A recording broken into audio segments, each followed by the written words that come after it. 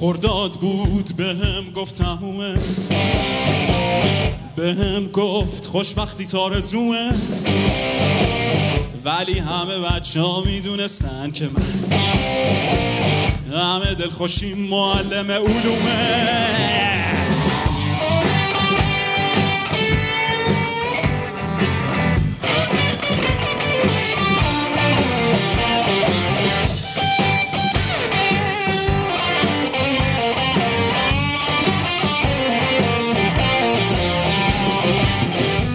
معلم میگفت از نیاتون،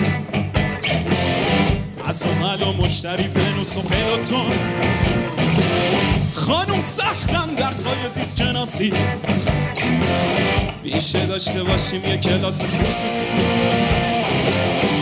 یادش بخیر پولای تو جیبیمو میخریدم گل واسه خانوم معلم، از ته کلاس همه رو میدادم پول واسه دیدن خانوم معلم. خانوم معلم، خانوم معلم، من میخوام تا آخر عمر علوم بخونم. خانوم معلم، خانوم معلم، به پینک فلوید بگین از طرف من حرف نزنه خواهشم.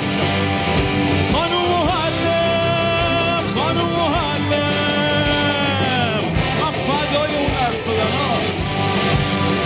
خانوم معلم، خانوم معلم،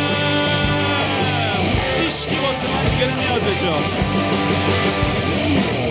هر بار میگفت خانوم معلم که من همه رو دوست دارم پسر و گلم، من میگفتم نه با منه. چشاشو ببین خیره به منه. یادش بخیر روزای تعطیل و همش میخوندم علوم به یاد خانوم معلم، یا حتی موقع بازی جزوه هاشو میذاشتم جلوم به یاد خانوم معلم.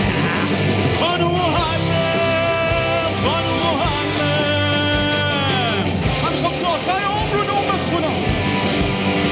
خانوم معلم، خانوم معلم، به پینک فلوید بگین از طرف من حرف نزنه خواهشم.